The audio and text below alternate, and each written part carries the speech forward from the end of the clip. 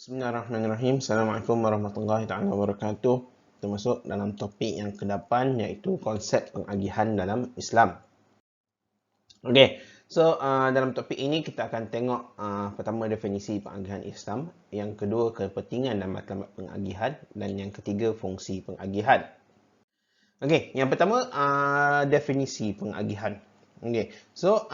Menurut ekonomi konvensional, pengagihan itu adalah bagaimana pendapatan dan kekayaan negara diagihkan di antara pelbagai faktor pengeluaran yang memberi sumbangan untuk mendapatkan kekayaan tersebut. Kan?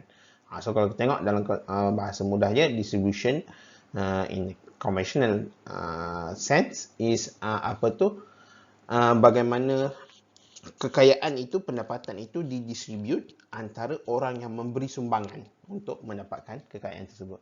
Okey. Tetapi dalam Islam,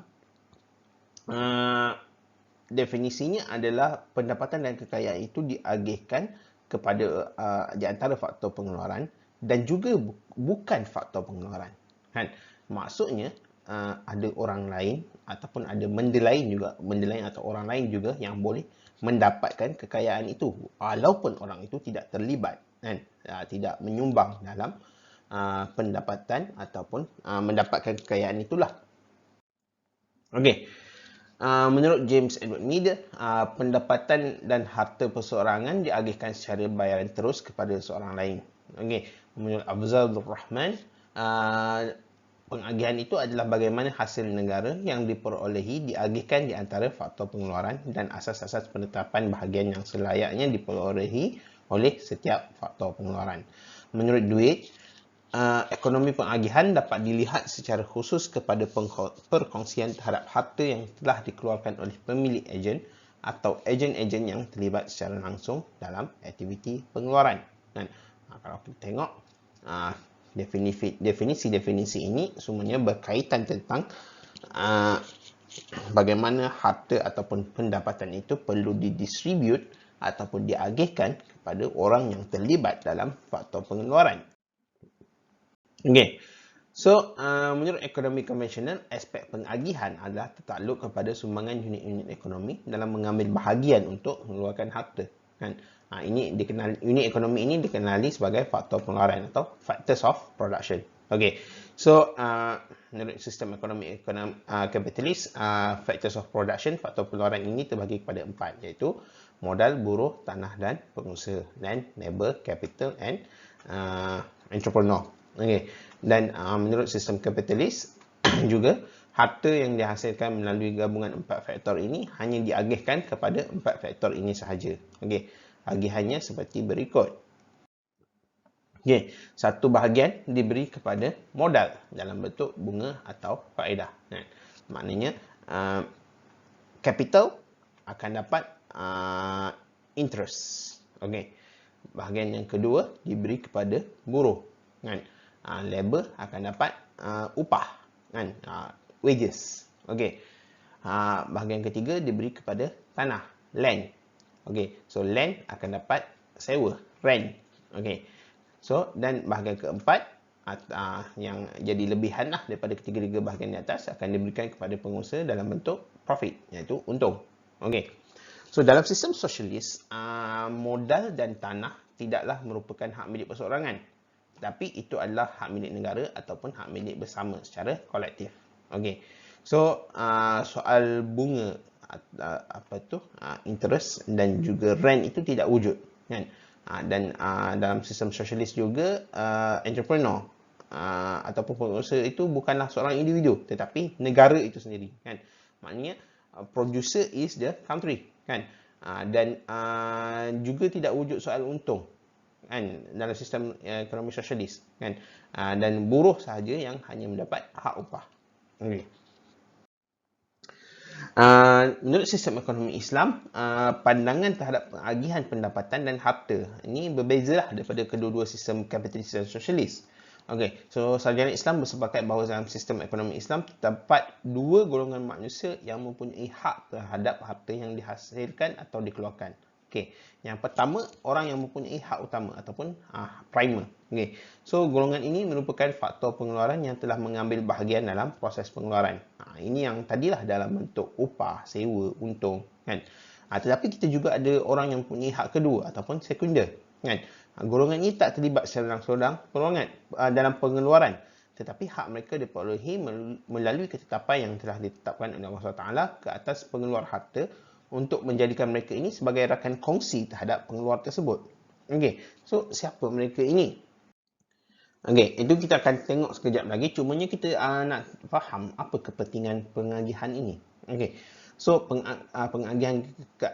kepentingan pengagihan ini dapat mengelakkan pemusatan harta, kan?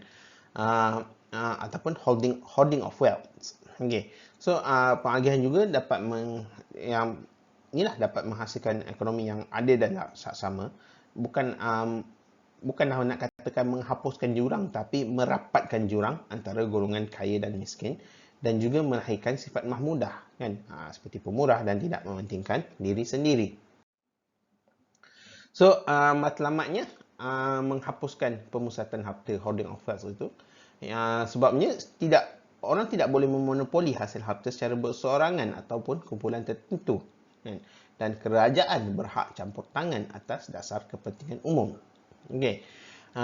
Dia juga bermatlamat untuk menghasilkan sistem ekonomi yang praktikal, di mana setiap individu berhak mendapat bahagian selari dengan hasil dan tenaga yang dikeluarkan. Dan matlamat menerapkan nilai kasih sayang. Sebab apa? Sebabnya umat Islam saling membantu antara satu sama lain, kan? Inilah golongan sekunder tadi, kan? Golongan yang susah, golongan yang kurang bernasib baik, kan? Dengan adanya pengagihan juga kepada mereka, empati itu akan wujud daripada orang yang kaya kepada orang yang susah, kan? Kita ada zakat, sedekah dan sebagainya. Jadi di situ umat Islam ataupun manusia itu akan saling membantu antara satu sama lain. Okey, so prinsip atau etika pengagihan itu yang pertamanya adil, kan? Adil itu kalau kita definisikan adalah meletakkan sesuatu pada tempatnya, kan? Ataupun memberikan sesuatu pada yang berhak menerimanya. Okey, ini perlu diberi kepada faktor pengeluaran tadi, kan? Siapa? Buruh, kita bagi upah. Pada modal tadi kita akan bagi keuntungan atau sewa tanah, kita akan bagi sewa, dan keuntungan kepada usahawan. Tetapi kita juga ada ihsan. Ihsan itu dalam konteks ini adalah belas kasihan daripada golongan kaya kepada golongan miskin, yang merujuk kepada pengagihan kekayaan kepada bukan faktor pengeluaran. Contohnya zakat, kan? Kita akan beri kepada 8 asnaf yang layak, kan? Ada sistem faraid, akan diberi kepada pewaris. Cukai, itu cukai dikutip oleh kerajaan, dan juga sedekah tatawwu', sedekah yang digalakkan. Okey. So bila mana pengagihan ini berlaku, jurang kemiskinan itu boleh dikurangkan, kan? So Rasul SAW menerangkan kepada sahabat bahawa zakat perlu dikeluarkan bagi membantu golongan miskin, kan? Dan Imam Abu Hanifah mengisytihar zakat hanya untuk golongan miskin. Okey. Dan pengagihan itu perlu untuk memenuhi keperluan setiap individu. Okey. So bila mana kita memenuhi keperluan sendiri, kemudian kita dapat melaksanakan tanggungjawab membantu orang yang memerlukan. Dan juga pengagihan itu dapat menjadikan penggunaan sumber itu lebih efektif, kan? Bila mana pengagihan itu berlaku secara cekap, orang miskin pun dapat menggunakan. Instead of kita holding the wealth, kan? Kita simpan duit. Bila mana money itu tak circulate, money is not in circulation, ekonomi itu kurang berkembang, kan? Macam mana ekonomi nak berkembang kalau money tidak bergerak, kan? Tapi bila mana duit itu diberi kepada orang miskin dia tak akan simpan, dia akan spend, kan? Dia akan spend untuk beli makanan dan sebagainya. So ekonomi itu lebih laju bergerak. Okey, so dia menunjukkan sumber itu lebih efektif digunakan.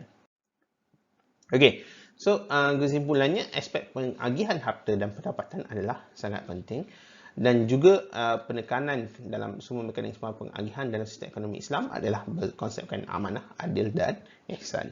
Okey, so setakat itu saja untuk topik ini. Kita akan sambung dengan topik seterusnya. Assalamualaikum warahmatullahi taala wabarakatuh.